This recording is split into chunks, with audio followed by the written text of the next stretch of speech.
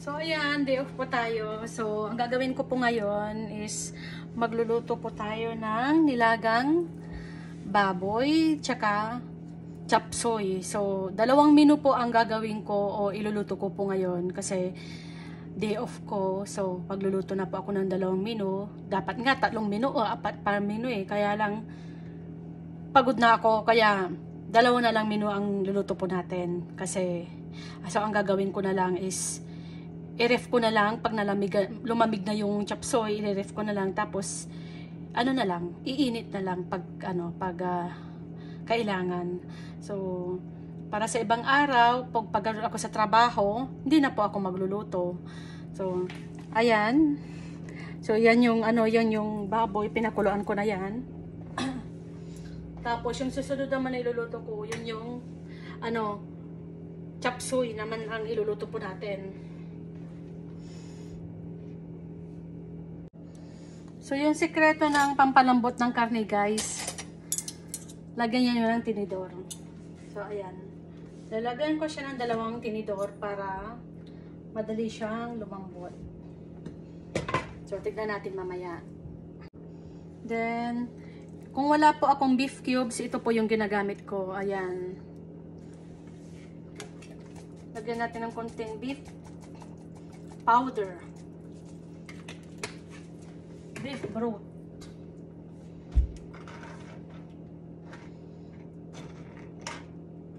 Tapos nilagyan ko na rin ng patis tsaka asin.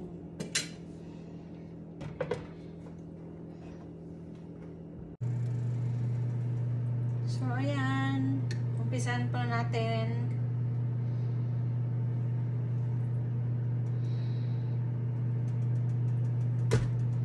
Ating pagluluto.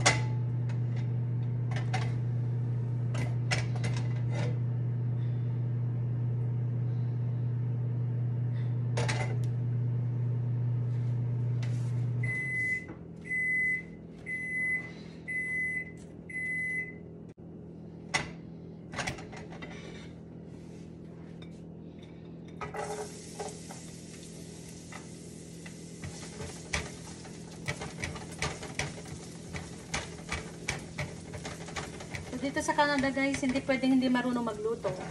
Kasi kung hindi, puro prito na lang ang ulamin nyo o kaya yung mga kanton-kanton. So, kailangan marunong kayo magluto dito sa Canada. Pero, kung maswerte ka at nandito yung mga pamilya mo, yung mga magulang mo dito sa Canada, so may nagluluto para sa inyo. Pero kung katulad kong wala kami inaasahan, talagang mapapaluto ka talaga guys. Kasi hindi naman pwedeng hindi ka magluto kasi wala.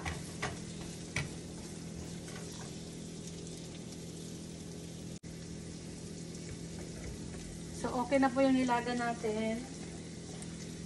Lalagyan na po natin ng gulay.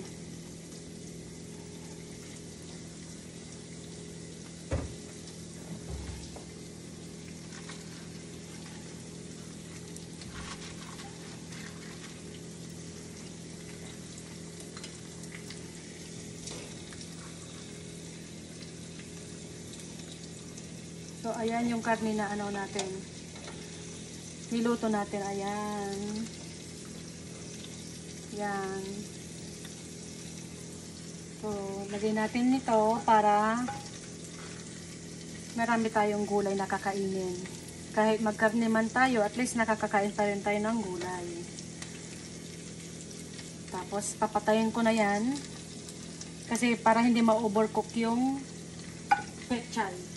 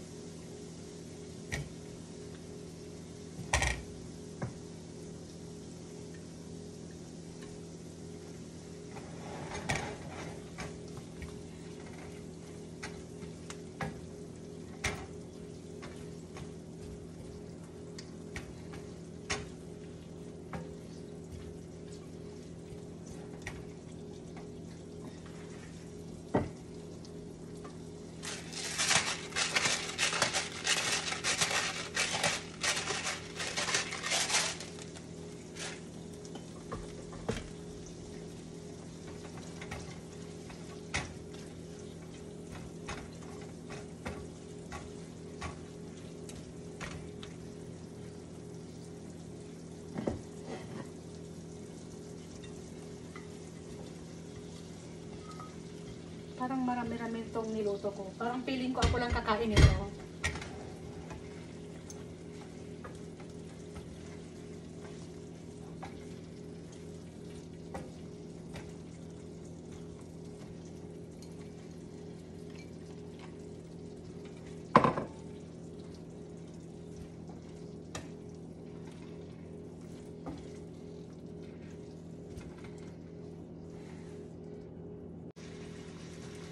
Lagyan natin ng konting toyo.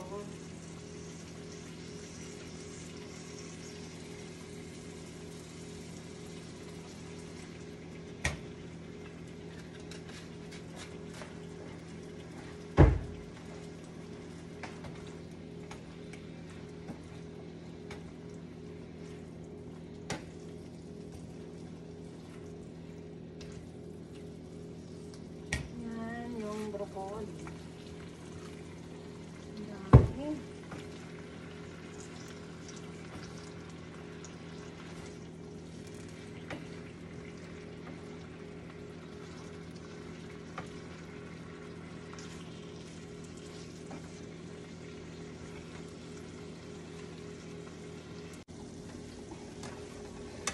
So, ayan na yung niluto natin.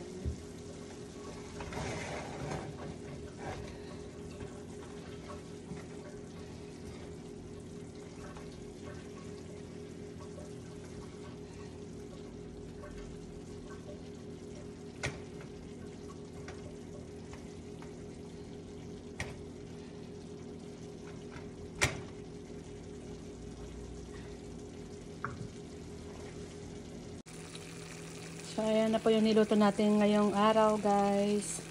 So, chop suey. Mayroon din akong nilaga dito. Nilagang baboy or bolalo. Then, meron pa kaming natitirang paksiw na isda. So, ayan. So, ito na po yung ano natin, niluto natin, guys. Ayan.